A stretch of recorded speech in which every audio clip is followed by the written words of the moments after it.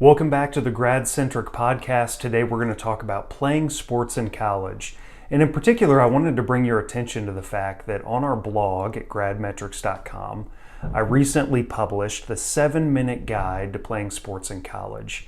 This is really an opportunity for me to compile all of the best resources when it comes to eligibility and recruitment, which can be confusing topics for families in terms of sending your child off to go play sports in college.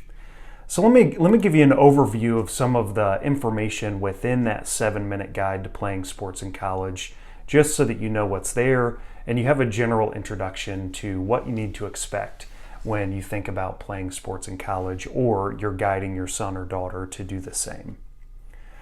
So the first is, what are the various divisions or conferences that a student can even play college sports in? So there's the NCAA, and we all know about the NCAA when it comes to Division I sports. That's what we all see on ESPN and doing kind of the big money sports out there. And a lot of students are positioning or focusing on D1 athletics at the college level. And this is admirable. There's lots of money out there, many conferences, many student athletes that are participating in D1 sports. So not a bad thing to think about that, but you should also know that there are other divisions within each of these organizations or associations that can be great opportunities to continue to play sports in college as well. For instance, we have D2 and D3, and although Division III doesn't offer athletic scholarships, again, can be an incredible opportunity to continue a passion for a sport within a school that maybe puts a great emphasis on sports and tries to balance that between playing a sport and being a student. Next, we have the NAIA, actually right here in Kansas City.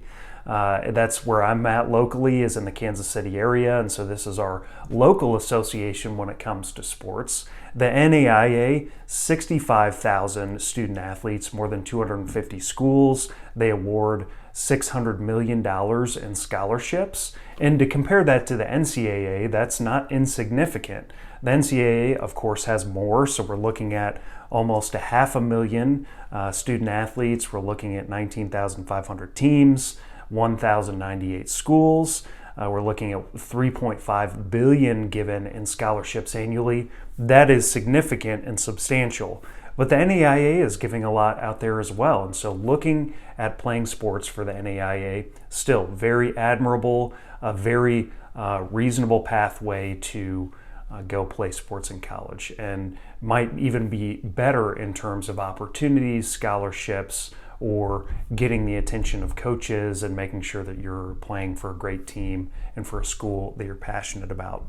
Finally, we have the NJCAA, which is the National Junior College Athletic Association. So if you've watched, for instance, Last Chance U on Netflix, you probably are familiar that many community colleges out there play sports. And it can be a great opportunity to get a scholarship, and some even start at this level and then try to move their way up to NAIA or NCAA ball.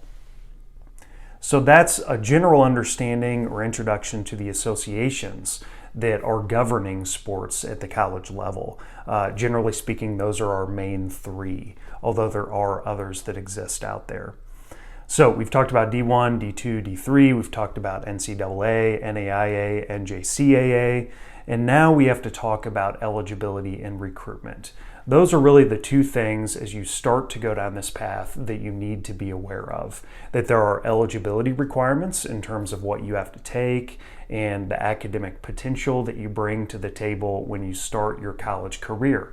So focusing on academics in high school is important, making sure that you're getting the qualifications that will keep you eligible to play in whatever association, whatever division level, or whatever conference you want to find yourself in.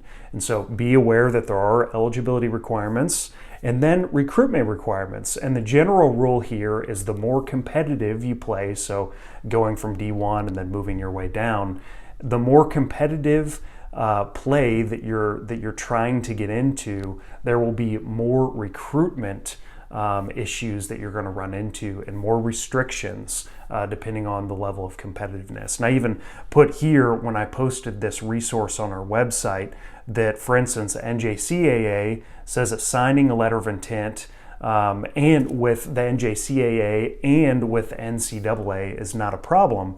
But if you sign with 2 NJCAA schools, that is a problem and can lead to sanctions. And so the rules can be pretty complex here. You want to make sure to read the documentation, which I've posted in this guide, the 7-minute guide to playing sports in college. And all the links are there for you to look at in the most recent information and materials I could find.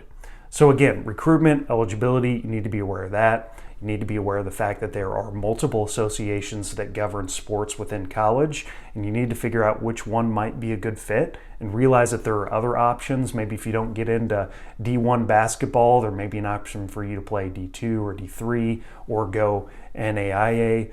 Great opportunities there. You might even be able to start at NJCAA and work your way up. So lots of opportunities here. I posted all these resources for you to check out at our website, and we'll see you on the next episode.